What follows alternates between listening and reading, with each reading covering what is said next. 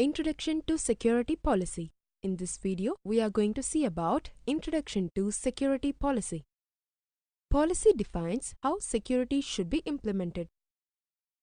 This includes the proper configurations on computer systems and networks as well as physical security measures. An important part of any organization's approach to implement security are policies, standards, guidelines, procedures. The approaches are established in detail on what users and administrators should do to maintain the security of the systems and network. Policies.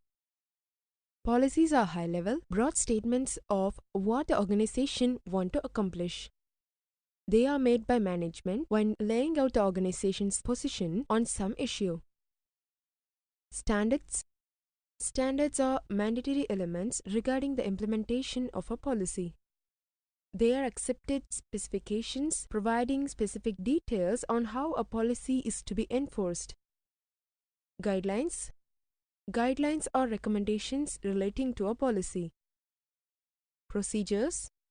Procedures are the step-by-step instruction on how to implement policies in the organization. The constant monitoring of the network and the periodic review of the relevant documents are part of the process that is the operational model. Operational model is applied to policies. This process result is known as the policy life cycle. This operational process roughly consists of 4 steps: plan, implement, monitor, evaluate. The first step is to plan for security in the organization. In first step, users develop the policies, procedures, and guidelines that will be implemented and design the security components that will protect their network. In second step, user implements the plans.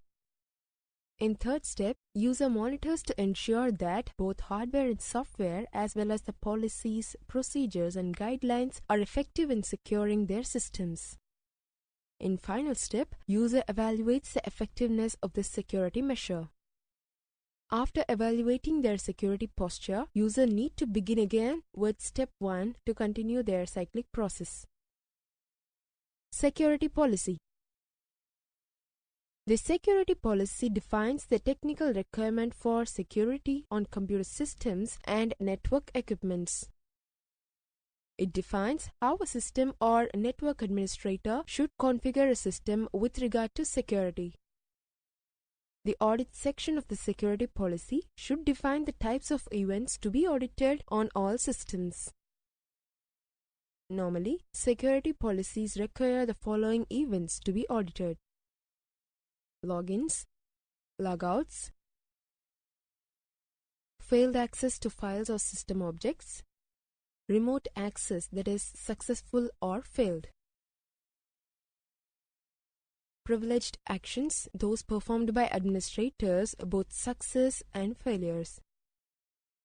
System events such as shutdowns and reboots should also capture the following information: user ID, date and time, process ID if there is one, action performed, success or failure of the event.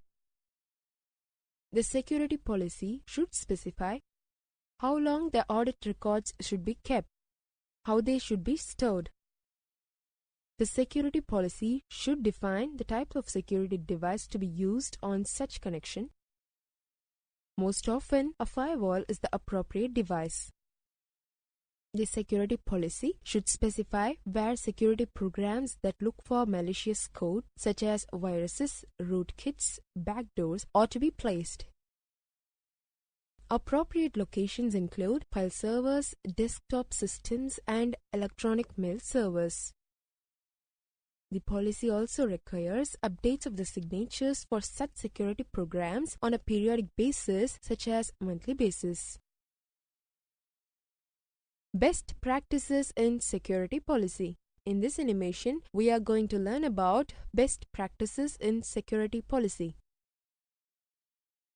Establishing a security policy is the starting point in designing a secure computer network.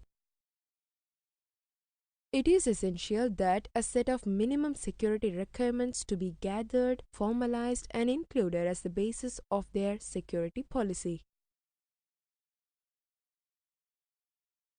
This security policy must be enforceable by their organization and will create an additional cost to running and monitoring their network. The several best practices related to the production of such a document. First best practice: perform a threat analysis and risk analysis for their organization to determine the level of security that must be implemented. First, identify all the threats to the computer and network. Second, determine threat categories. Third, perform the risk assessment. Fourth, recommend action. Risk assessment should be performed by constructing a consequence matrix versus likelihood matrix as shown in the figure. For each threat, construct a likelihood or consequence table. The likelihood rating for a threat can use categories such as A is equal to remote, B is equal to unlikely, C is equal to likely, D is equal to highly likely, and E is equal to near certainty. The consequence rating of the threat should use a point system where block 1 in the table is equal to 0 to 1 points, block 2 is equal to 2 to 3 points, block 3 is equal to 4 to 6 points, block 4 is equal to 7 to 9 points, block 5 is equal to 9 to 11 points.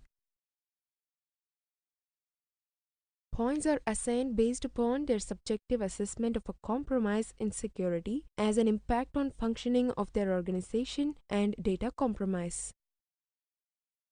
For instance, 5 points is equal to organization grinds to a halt, loss of mission critical system. 3 point is equal to some applications don't function, loss of non-mission critical systems, but the organization can function. 0 points, no loss of function. Data compromise points may be assigned as, for example, 2 points is equal to compromise of sensitive data to people outside the organization. 1 point is equal to compromise of sensitive data to people internal to the organization that should not have access. 0 point is equal to no compromise of data. This type of matrix will immediately highlight where to emphasize security. Also, a form should be created and filled out that identifies the threat, gives solutions to the threat, shows the likelihood of the threat, that is A, B, etc., gives the impact of the threat on an organization's function and data, shows the consequences of a compromise,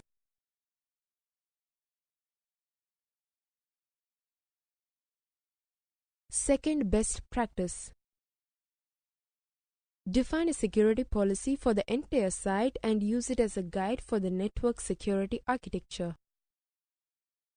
Define a policy that includes sections for confidentiality, integrity, availability, accountability.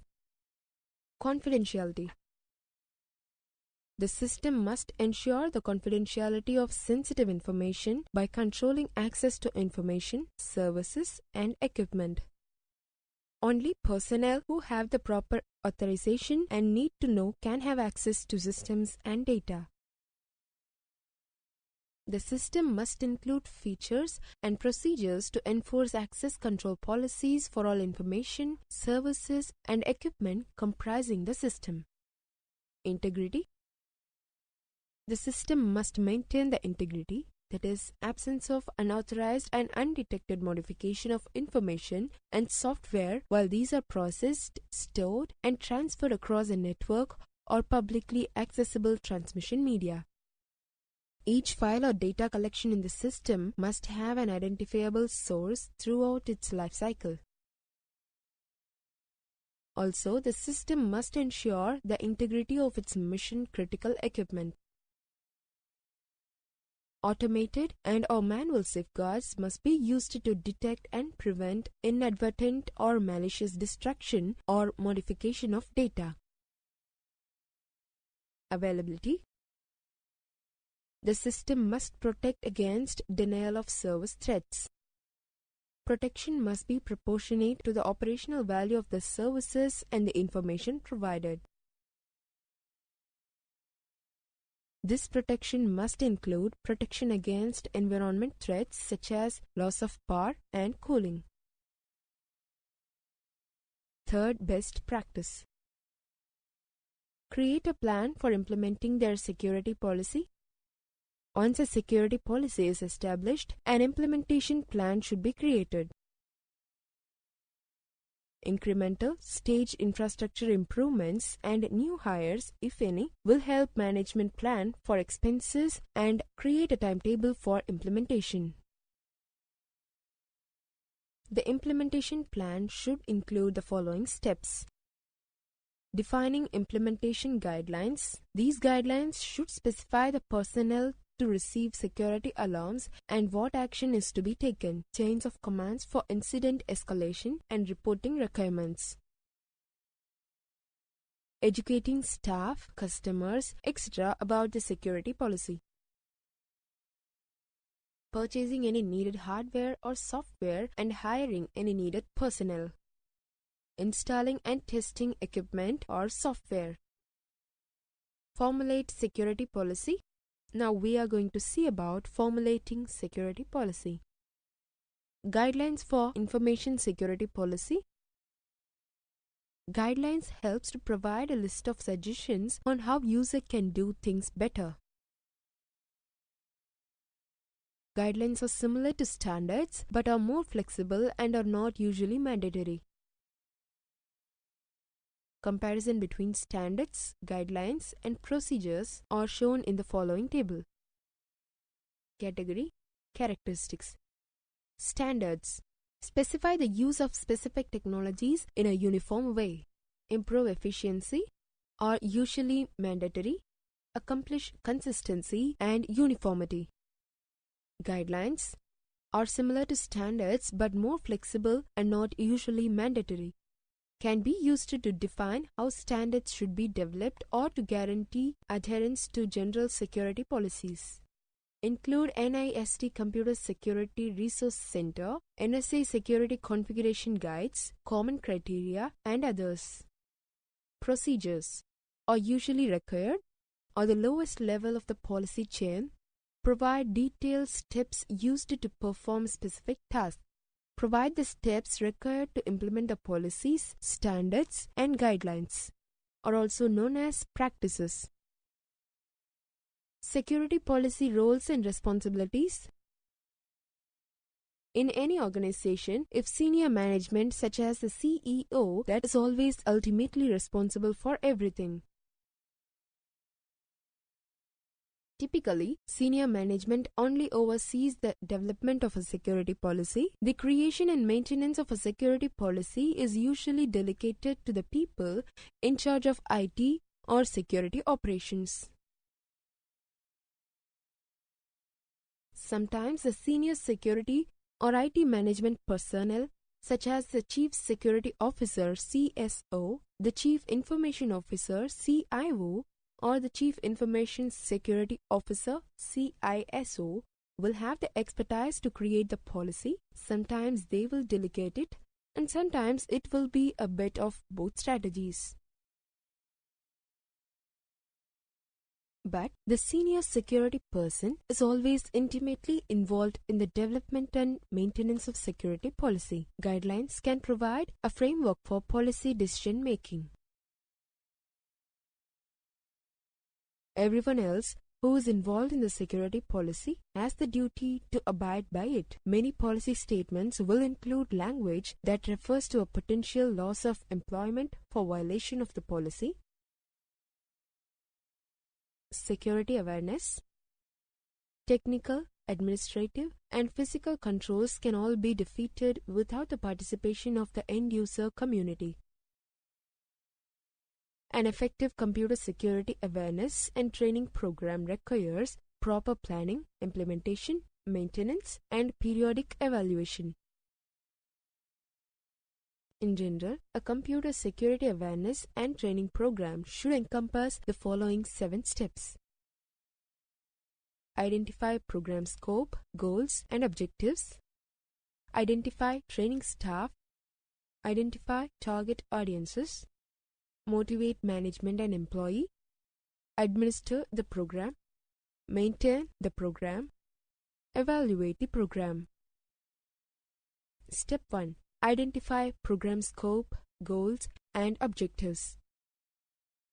The scope of the program should provide training to all types of people who interact with IT systems. Because users need training that relates directly to their use of particular systems, they need to supplement a large organization-wide program with more system-specific programs. Step 2. Identify training staff. It is important that trainers have sufficient knowledge of computer security issues, principles, and techniques. It is also vital that they know how to communicate information and ideas effectively. Step 3. Identify target audiences. Not everyone needs the same degree or type of computer security information to do their job. A computer security awareness and training program that distinguishes between groups of people presents only the information that is needed by the particular audience and omits irrelevant information will have the best results. Step 4. Motivate management and employees. To successfully implement an awareness and training program, it is important to gain the support of management and employees.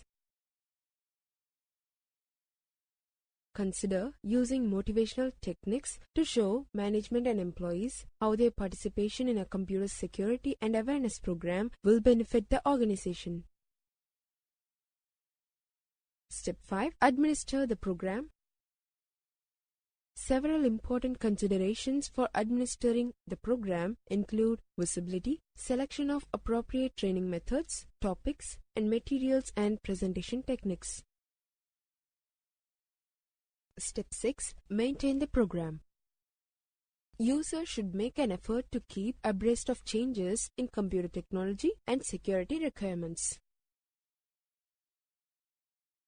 A training program that meets the needs of an organization today may become ineffective when the organization starts to use a new application or changes its environment, such as by connecting to the internet.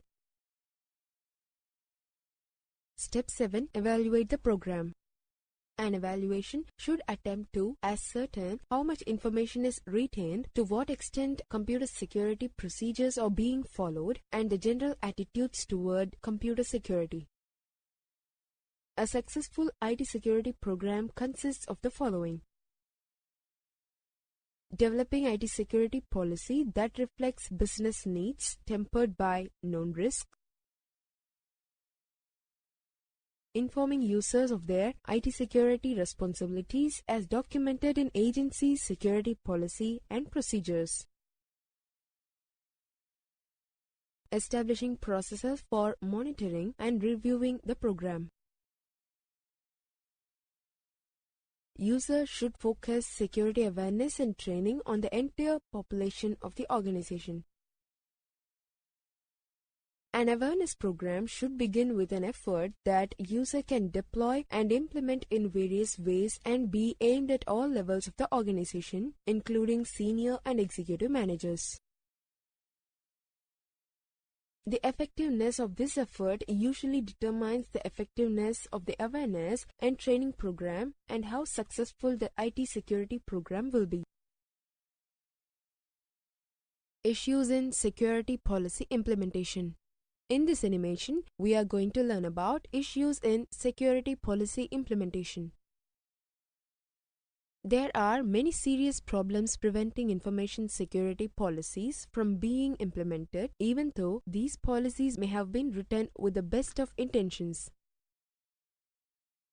For example, an access control policy at a bank need to be careful and on one hand need to satisfy general laws and regulations. Need to keep fraud and other problems minimum and allow participation in interbank networks. On the other hand, this policy must also be simple and easy to use and not be so heavy that workers are prevented from efficiently doing their work, and not be so burdensome that staff at customer organizations accessing the bank's system is encouraged to do business elsewhere. So the best steps to follow to avoid implementation problems such as failure to explicitly define long-term implementation, full cost analysis not employed, user training and acceptance efforts not undertaken, discovery of unforeseen implementation, communications gap between technologist and management, failure to explicitly define long-term implementation. While keeping presentations about proposed policies both short and to the point is certainly desired, sometimes information security specialists go overboard with this objective. They may then leave out the important long-term implications of adopting a specific policy. Management may later be disappointed to discover that these implications contradict or are otherwise in conflict with other organizational objectives. This description of the problem, of course, assumes that the information security specialist making a request for approval has himself or herself thought these long-term implications. Certainly, there are many cases where this has not been done before a request is made of management. Either way, the net result is the same. Management is angry or upset because they feel as though they have been led through a bait and switch fraudulent advertisement process where they thought they agreed to X, but really what they got was X, Y, and Z. This may have been the experience of Facebook when it came to light that third parties could do automated data mining employing the personal data supplied by Facebook users. While the privacy policy originally allowed Facebook to gather information about users from other sources such as blogs, instant messaging services, and other Facebook users, this policy was later changed. The revised policy allowed users to remove content about themselves and to further limit the visibility of their own personal information. Full cost analysis not employed. With the severe economic pressure that so many IT shops are facing these days, it can be tempting to only request the first step in a long implementation process.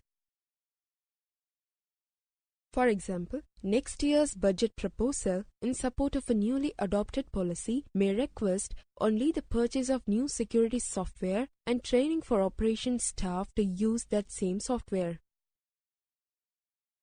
The requested budget may fail to mention the cost to handle frequent fixes and patches, ongoing maintenance charges for the software, end-user training required in order to properly utilize the software, etc. Management is never going to be happy to hear that there are hidden costs, and this unhappiness may mean that the whole project gets dropped midway across the stream toward implementation. For example, management is increasingly looking at TCO, or the total cost of ownership. Management really needs to know the long-term costs and benefits associated with a proposed policy. This includes the implications for many things, including production system downtime to install a new security system, future upgrade and scalability expenses associated with a new system, and the impact of the new system on response time. It is thus advisable that the requester perform this research before a management request is made. The requester should have identified the technology that can be used to implement a policy before that policy is proposed. This will give the requester an opportunity to talk with the vendor about full lifecycle costs as well as the other implications of adopting a particular approach to improve security or privacy. User training and acceptance efforts not undertaken. Failure to convince those who will be affected by a policy that the new policy is indeed in their best interest is more likely going to be a serious problem. As much as those responsible for meeting a deadline might like to autocritically dictate that such and such a policy will be adopted by everyone, users need to be respected and convinced that the new policy is in their best interest and that it also protects the organization as a whole, and then they will be much more likely to go along with a changed operating environment. Discovery of unforeseen implementation conflicts. Failure to research the cultural, ethical, economic, and operational implications of the policy implementation process is often a problem. This is particularly serious in multinational organizations where the local way of doing things may be at great variance from a newly adopted policy. For example, while consolidation of data centers may seem like a good idea from a cost containment standpoint, and it may also provide new opportunities to consistently apply privacy measures to all human resources data from various countries, such an approach may run afoul of so-called transborder data flow laws. More specifically, privacy laws in Western Europe may prevent human resource data from leaving the country where it is now stored, because then the government's ability to oversee and regulate this data would be eliminated. While there are some workarounds such as the safe harbor agreements that permit the international movement of such data, this example eliminates what may become an unforeseen conflict blocking the implementation of a particular policy. Communications gap between technologists and management. The communications gap here is between the technical and administrative staff who are often running around handling problems, sometimes in crisis mode, and talking with each other. These people don't necessarily discuss their activities with the top managers who approved a policy, who in turn may be occasionally talking to middle managers.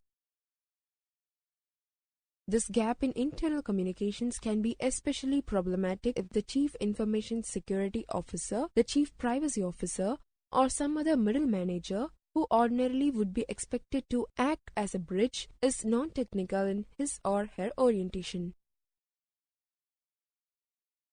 Risk management. In this video, let us see the application of risk management. Risk management is the process of identifying vulnerabilities and threats to an organization's resources and assets and deciding what countermeasures, if any, to take to reduce the level of risk to an acceptable level based on the value of the asset to the organization. Countermeasures includes firewall, antivirus software, access control, authentication system, biometrics, GOTS. The following figure shows the flowchart for risk management. Risk management is the process of identifying, assessing, and mitigating risk. An organization has many individuals who are responsible for accepting the given risk for given applications. These individuals include the president, head of the business unit, and the information owner. The overall risk to an organization is dependent on the following attributes: the qualitative, that is, effect of loss, and quantitative, that is, monetary value of the assets, the likelihood of attack-based threats, the business impact if the threat is realized. The vulnerability level is the inverse of the capability of the security architecture to protect an organization's assets. If the security controls are weak, then exposure level will be high. This linked with opportunity can spell disaster. The likelihood of an exploit and vulnerability to the data or resource depend on the following attributes, which are difficult to predict: assets value, attractiveness to adversaries, the technology changes, network and processor speed, software exploits. All these factors may have a large amount of uncertainty as to the accuracy of the predictions associated with them. Risk management is both a skill and a task that all managers do, either deliberately or intuitively. It can be simple or complex depending on the size of the project or business and the amount of risk inherent in an activity. Risk analysis. Now let us see the process of risk analysis. Effective security planning includes a careful risk analysis. A risk is a potential problem that the system or its users may experience. Some of the risks are as follows: a loss associated with an event, the likelihood that the event will occur, the degree to which user can change the outcome. A loss associated with an event. The event must generate effect, compromised security, lost time and diminished quality, lost money, lost control, lost understanding, and so on. This loss is called the risk impact. The likelihood that the event will occur. There is a probability of occurrence associated with each risk measured from 0, that is impossible, to 1, that is certain. When the risk probability is 1, users have to say they have a problem. The degree to which user can change the outcome. User must determine what can do avoid the impact or at least its effects. Risk control involves a set of actions to reduce or eliminate the risk. Many of the security control are examples of risk control. In general, there are 3 strategies for risk reduction are: avoid the risk by changing requirements for security or other system characteristics. Transferring the risk by allocating the risk to other systems, people, organizations, or assets, or by buying insurance to cover any financial loss should the risk become a reality.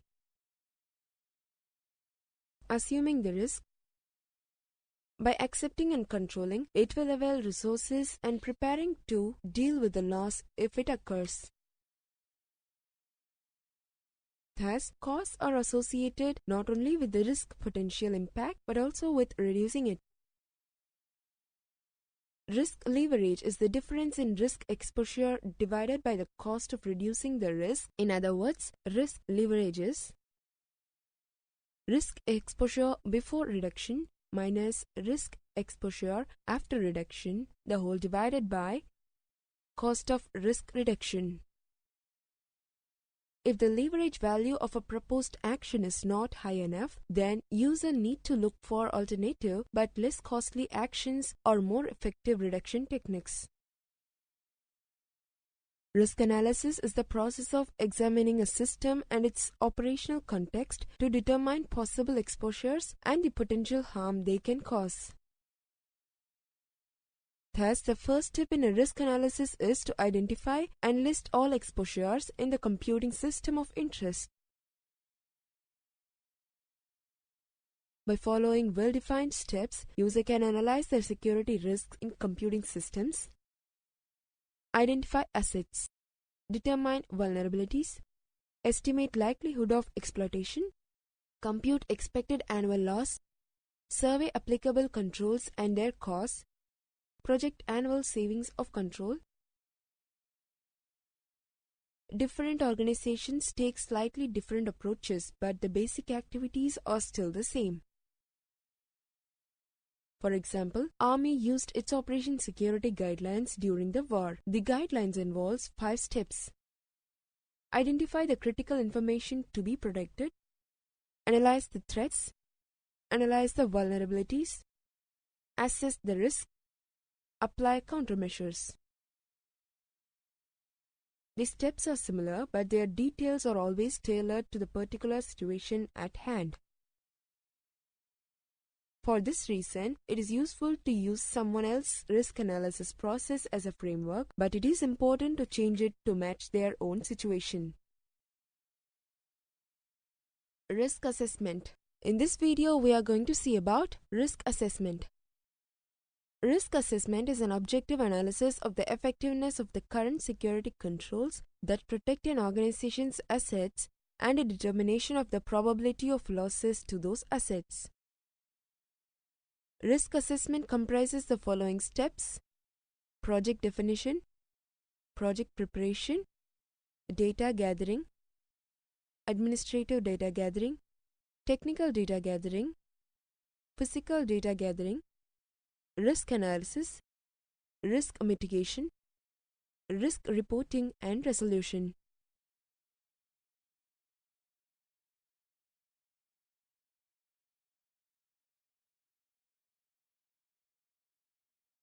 Project definition. The scoping of any project includes a clear understanding of the cost and time frame of the engagement. The security risk assessment team leader needs to ensure that the project budget and time constraints are well understood. A project plan not only documents the budget and time constraints, but breaks down the overall project into manageable tasks and allocates resources to those tasks. Project preparation. Based on the scope of the security risk assessment project identified in Step 1, the team leadership needs to ensure that adequate preparations are performed prior to entering the data gathering step. Preparation includes team preparation and project preparation. Team preparation comprises the selection of the security risk assessment team and the introduction of the team to the organization to be assessed. Data gathering. The data gathering phase is typically performed on site and results in the collection of information concerning the effectiveness of the current administrative data gathering, physical data gathering, technical data gathering. The security risk assessment team will review the administrative controls through the collection, review, and analysis of available policies and procedures, as well as observation and interviews with staff.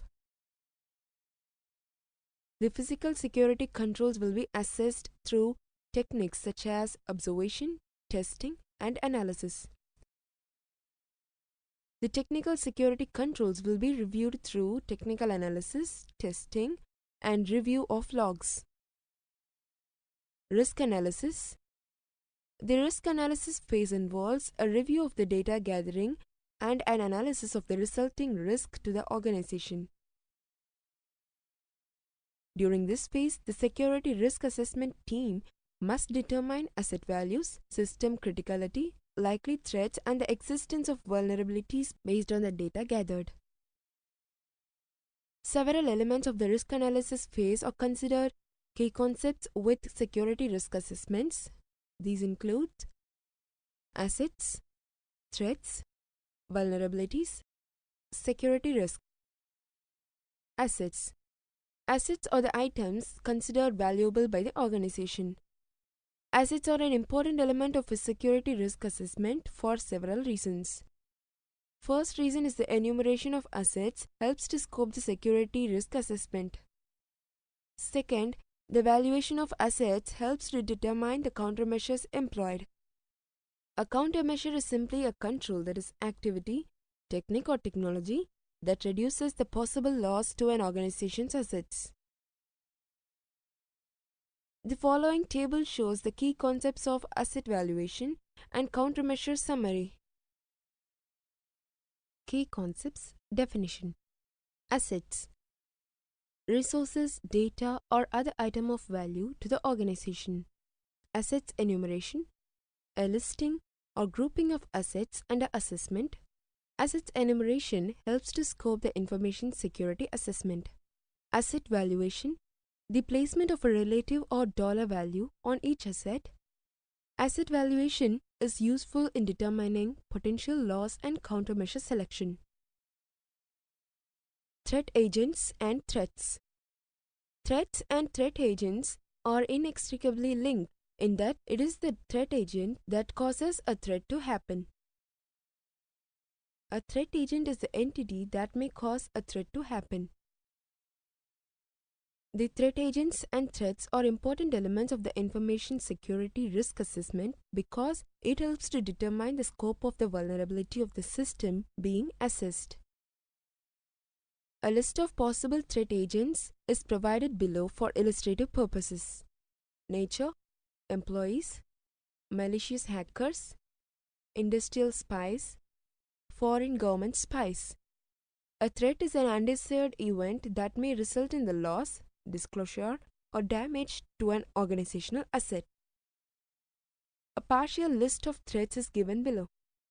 Errors and omissions, fraud and theft. Terms of threats and countermeasure. The following table shows the terms of threats and countermeasure summary. Key concepts, definition. Valid threat. Threats that are considered relevant for a specific security risk assessment. Threat agent. The entity that may cause a threat to happen. Threat environment. Determining the physical, geographical, and other aspects of the organization's system helps to determine the scope and extent of applicable threats. Vulnerabilities. A vulnerability is a flaw or oversight in an existing control that may possibly allow a threat agent to exploit it to gain unauthorized access to organizational assets. These are important elements of a security risk assessment because they are instrumental in determining existing and residual risk. When assessing vulnerabilities in the system, it is useful to categorize the vulnerabilities according to administrative vulnerabilities, physical vulnerabilities, technical vulnerabilities. Key concepts, definition. Vulnerabilities. A flaw or oversight in an existing control that may allow a threat agent to exploit it to gain unauthorized access to organizational assets. Administrative vulnerabilities. Gaps in policies, procedures, or security activities, for example, missing acceptable use policies, gaps in termination procedures, or the lack of independence in security testing. Physical vulnerabilities.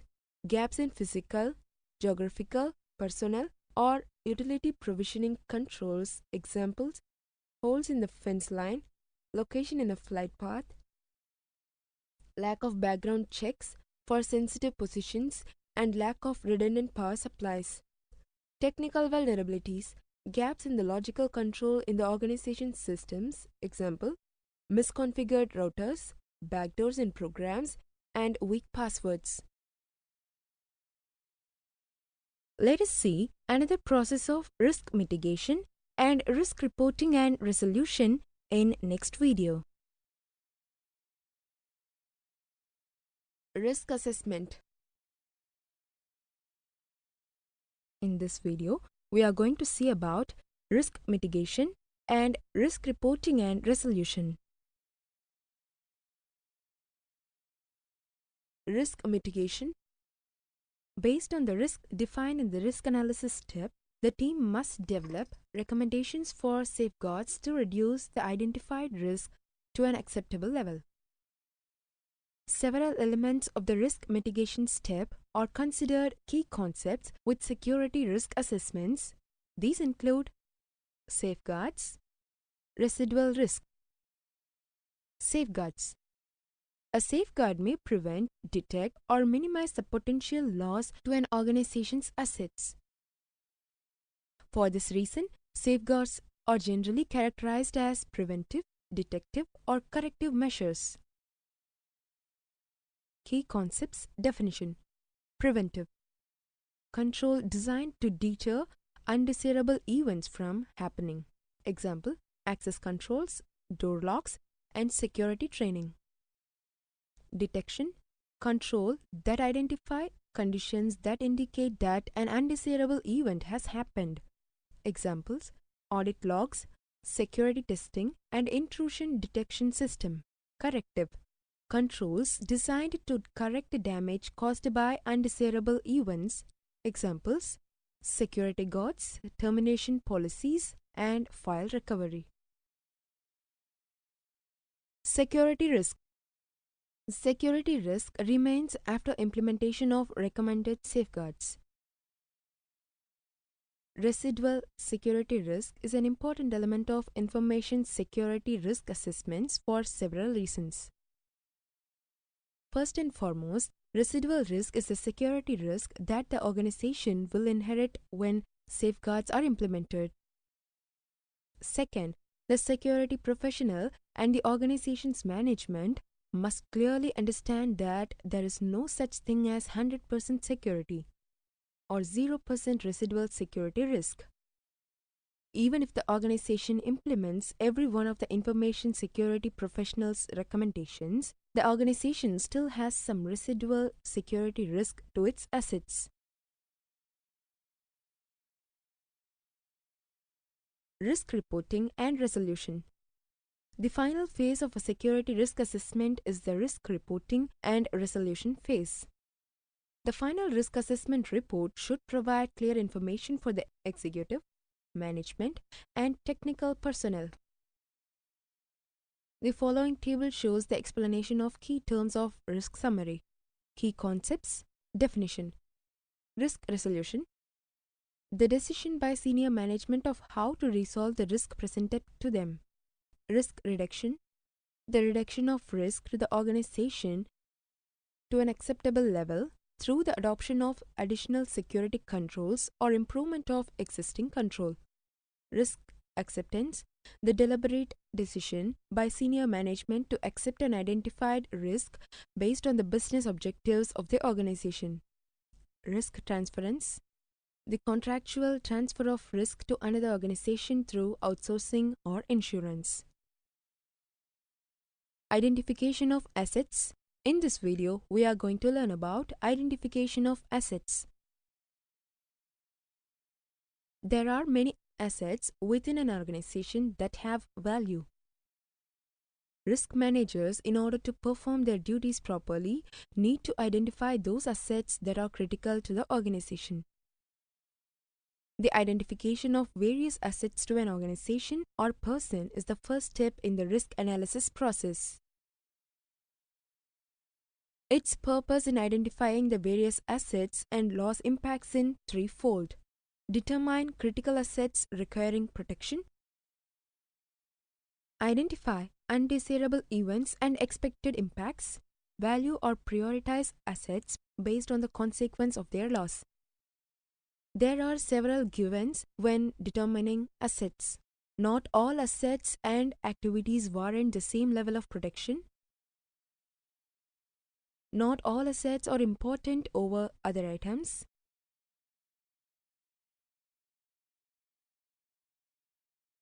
Not all assets have the same value to different persons in the organization.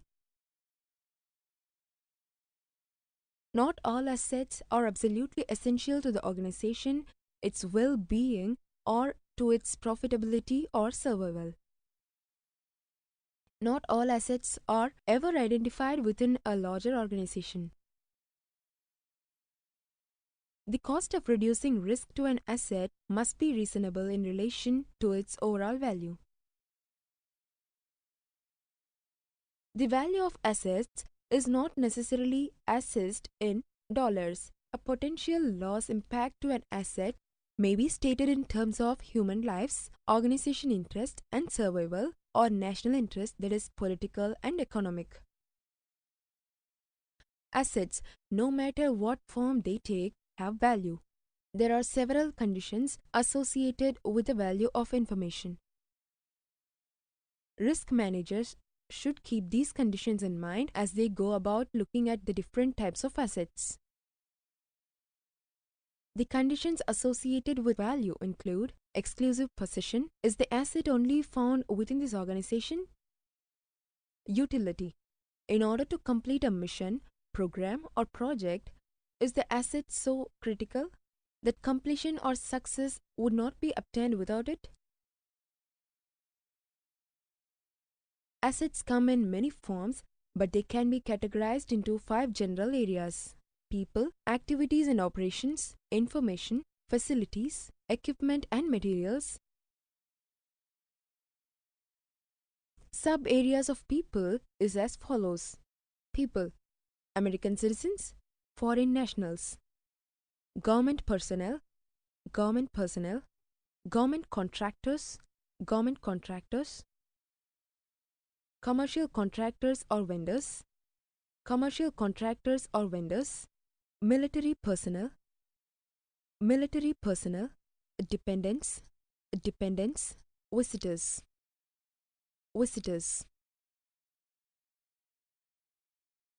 Sub-areas of activity and operations is as follows: activities and operations, personnel protective service, conduct of sensitivity training, communication or networking, conduct of sensitive negotiations, intercepting of adversary operation or activities against organization, intelligence collection or analysis, that is defensive posture of organization, sensitive movements of operations or personnel or property, research, development, testing and evaluation, that is RDT and E, and sensitive technology, production of sensitive technology, protection of nuclear or biological or chemical materials, protection of weapons, explosives and equipment, other. Sub-areas of information is as follows: information, government classified and classified, sensitive compartmentalized information, system design, top secret, intellectual property, secret, patents and copyrighted information, confidential, system capabilities and vulnerabilities, sensitive methods, techniques and procedures, sensitive financial data, other, sensitive unclassified. Sub-areas of facilities is as follows: facilities, domestic, foreign or overseas, organizational headquarters, embassies, legations and consulates, field offices or administrative buildings, military bases, training facilities, other government sites, contractor facilities, organizational headquarters, storage facilities, direct support facilities, R&D laboratories, industry or manufacturing sites, power plants, residences, parking facilities, aircraft hangars, residences, military bases, communication facilities. Sub-areas of equipment and materials is as follows: equipment and materials, transportation equipment or vehicles, maintenance equipment, operational equipment, that is office or field, communications equipment, security equipment, weapons, automated information systems equipment. Identification of threats to assets. Now, let us see about identification of threats to assets. The ultimate goal of risk identification is to assess the circumstances and setting of each information asset to reveal any vulnerabilities. Armed with a properly classified inventory, user can assess potential weaknesses in each information asset, a process known as threat identification. Any organization typically faces a wide variety of threats. If user assume that every threat can and will attack every information asset, then the project scope becomes too complex. To make the process less unwieldy, each step in the threat identification and vulnerability identification processes is managed separately and then coordinated at the end. At every step, the manager is called on to exercise good judgment and draw on experience to make the process function smoothly. Identify and prioritize threats and threat agent. Each of these threats a unique challenge to information security and must be handled with specific controls that directly address the particular threat and the threat agent's attack strategy.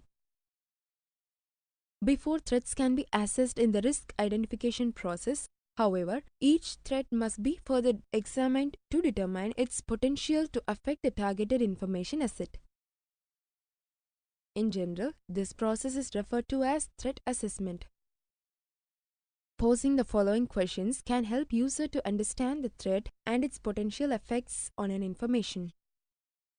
Threats examples: act of human error or failure, accidents, employee mistakes, compromises to intellectual property, piracy, copyright infringement, deliberate acts of espionage or trespass, unauthorized access and or data collection, deliberate acts of information extortion, blackmail for information disclosure, deliberate acts of sabotage or vandalism, destruction of systems or information, deliberate acts of theft, illegal confiscation of equipment or information, deliberate software attacks, viruses, worms, macros, denial of service, deviations in quality of service by service providers, power and WAN quality of service issues from service providers, forces of nature, fire, flood, earthquake, lighting, technical hardware failure or errors, equipment failure, technical software failure or errors, bugs, code problems, unknown loopholes, technological obsolescence, antiquated or outdated technologies. Risk calculation. In this video, we are going to see about the application of risk calculation. Countermeasures against risk. Risk is the probability that the system's assets will be damaged or abused by the threats that exploit the vulnerabilities. Threats are elements from various sources that can exploit vulnerabilities and that increase risk. Assets can be tangible, such as hardware or software, or intangible, such as goodwill and customers' confidence. Threats can be initiated by threat agents. A common threat agent for IT systems is people. They can accidentally or intentionally exploit vulnerabilities of a system to impact an IT system. In order to manage risk, user deploys countermeasures, that is controls to a system to reduce the vulnerabilities. The decision to deploy certain countermeasures to reduce the vulnerabilities and hence reduce risk lies solely on the information who bears all consequences arising from the risk. The primary components that make up network infrastructure are routers, firewalls, and switches. They act as the gatekeepers guarding for servers and applications from attacks and intrusions. An attacker may exploit poorly configured network devices. Common vulnerabilities include weak default installation settings, wide open access controls, and devices lacking the latest security patches. Top network level threats and its countermeasures include information gathering, sniffing, spoofing, session hijacking, denial of service. Information gathering. In this video, we are going to see about information gathering. Network devices can be discovered and profiled in much the same way as other types of systems. Attackers usually start with port scanning. After they identify open ports, they use banner grabbing and enumeration to detect device types and to determine operating system and application versions. Armed with this information, an attacker can attack known vulnerabilities that may not be updated with security patches. Countermeasures to prevent information gathering include configure routers to restrict their responses to footprinting requests. configure operating systems that host network software, for example software firewalls, to prevent footprinting by disabling unused protocols and unnecessary ports. Sniffing. In this video, we are going to see about sniffing. Sniffing is the act of monitoring traffic on the network for data such as plaintext passwords or configuration information. With a simple packet sniffer, an attacker can easily read all plaintext traffic. Also, attackers can crack packets encrypted by lightweight hashing algorithms and can decipher the payload that user considered to be safe. The sniffing of packets requires a packet sniffer in the path of the server or client communication. Countermeasures to help prevent sniffing include: use strong physical security and proper segmenting of the network. This is the first step in preventing traffic from being collected locally. Encrypt communication fully, including authentication credentials. This prevents sniffed packets from being usable to an attacker. SSL and IPsec, that is Internet Protocol Security, are the examples of encryption solutions. Spoofing. In this video, we are going to see about spoofing. Spoofing is a means to hide one's true identity on the network. To create a spoofed identity, an attacker uses a fake source address that does not represent the actual address of the packet. Spoofing may be used to hide the original source of an attack or to work around network access control lists, ACLs, that are in place to limit host access based on source address rules. Although carefully crafted spoofed packets may never be tracked to the original sender, a combination of filtering rules prevents spoofed packets from originating from your network, allowing you to block obviously spoofed packets. Countermeasures to prevent spoofing include: filter incoming packets that appear to come from an internal IP address at user perimeter. Filter outgoing packets that appear to originate from an invalid local IP address. Session hijacking. In this video, we are going to see about session hijacking, also known as man-in-the-middle attacks. Session hijacking deceives a server or a client into accepting the upstream host as the actual legitimate host. Instead, the upstream host is an attacker's host that is manipulating the network, so the attacker's host appears to be the desired destination. Countermeasures to help prevent session hijacking include: use encrypted session negotiation, use encrypted communication channels, stay informed of platform patches to fix TCP/IP vulnerabilities such as predictable packet sequences. Denial of service. In this video, we are going to see about denial of service. Denial of service denies legitimate users access to a server or services. The SYN flood attack is a common example of a network-level denial of service attack. It is easy to launch and difficult to track. The aim of the attack is to send more requests to a server that it can handle. The attack exploits a potential vulnerability in the TCP/IP connection establishment mechanism and floods a server's pending connection queue. Countermeasures to prevent denial of service include: apply the latest service packs, harden the TCP/IP stack by applying the appropriate registry settings to increase the size of the TCP connection queue, decrease the connection establishment period, and employ dynamic backlog mechanisms to ensure that the connection queue is never exhausted. Use a network intrusion detection system (IDS) because these can automatically detect and respond to SYN attacks. After analysis of risk from threats, calculation or control assessment need to be done by translating the important terms into representative values. The risk calculator's formulas break down as: risk is equal to probability of occurrence into business impact, or risk is equal to reproducibility plus exploitability into damage potential plus affected users plus discoverability. The numbers placed in each column are subjective. This calculator with the numbers assigned are example values. Threat is equal to remote cybercriminal.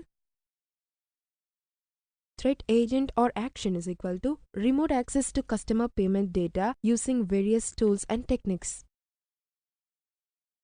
Reproducibility is equal to 3. Exploitability is equal to 3.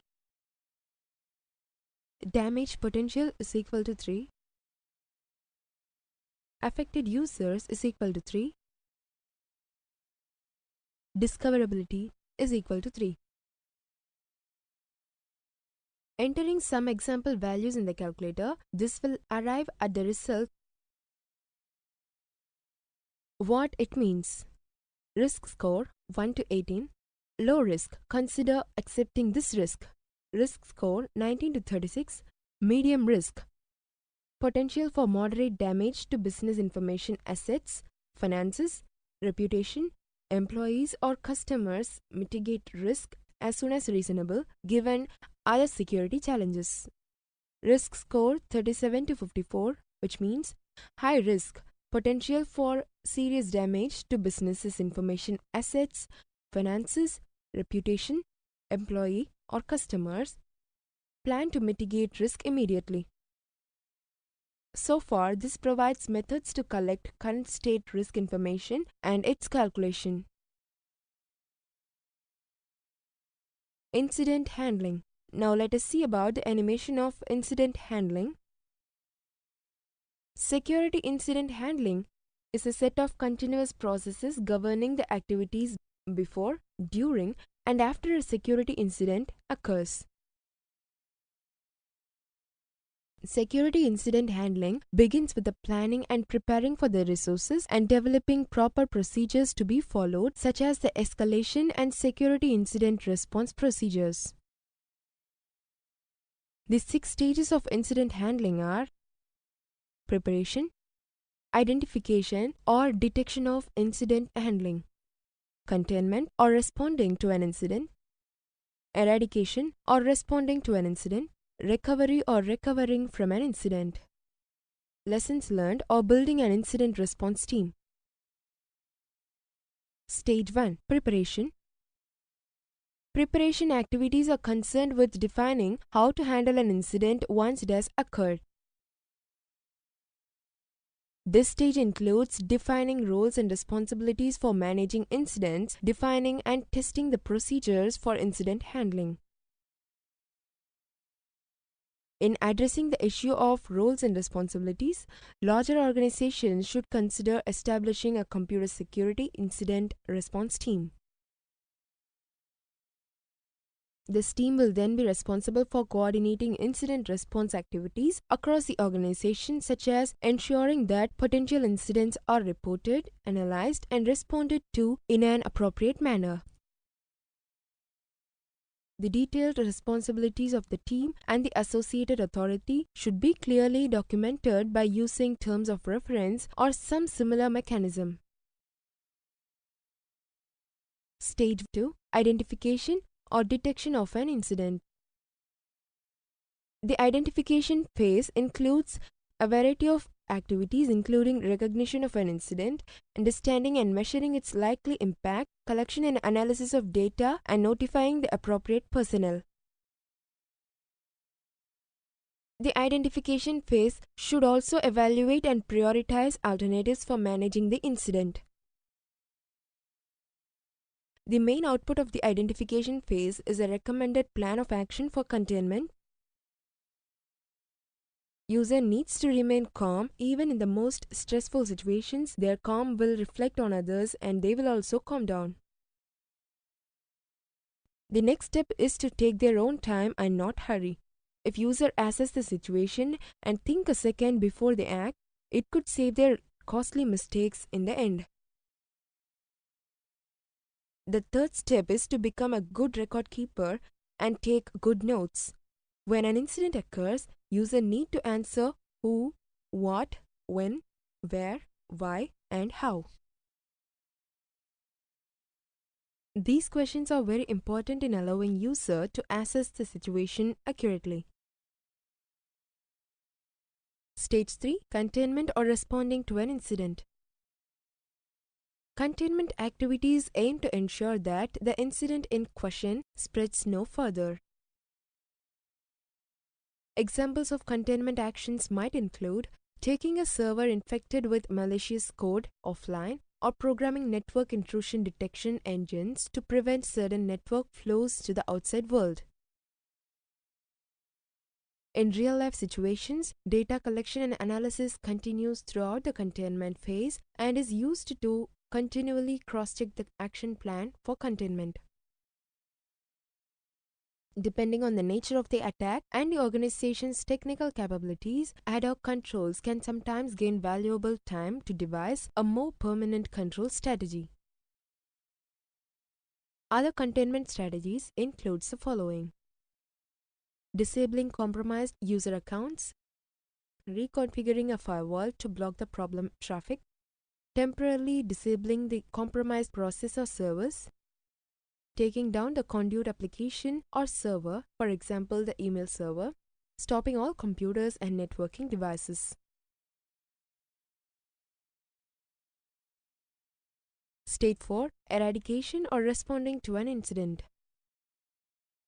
After an incident has been contained, eradication may be necessary to eliminate components of the incident, such as deleting malware and disabling breached user accounts, as well as identifying and mitigating all vulnerabilities that were exploited. During eradication, it is important to identify all affected hosts within the organization so that they can be remediated. For some incidents, eradication is either not necessary or is performed during recovery. Users want to identify and mitigate the vulnerabilities that caused the incident and remove any malicious code, inappropriate materials, or other components as a part of their steps to eradicate the damage. Stage 5. Recovery or recovering from incidents. List the steps that were taken to recover from the incident and return the affected systems back to an operational state. User will also want to confirm that the systems are functioning as expected. User may want to include additional monitoring to look for any future related activities. Once the incident has been contained and system control has been regained, incident recovery can begin. As in the incident response phase, the first task is to inform the appropriate human resources. Each individual involved should begin recovery operations based on the appropriate incident recovery section of the plan.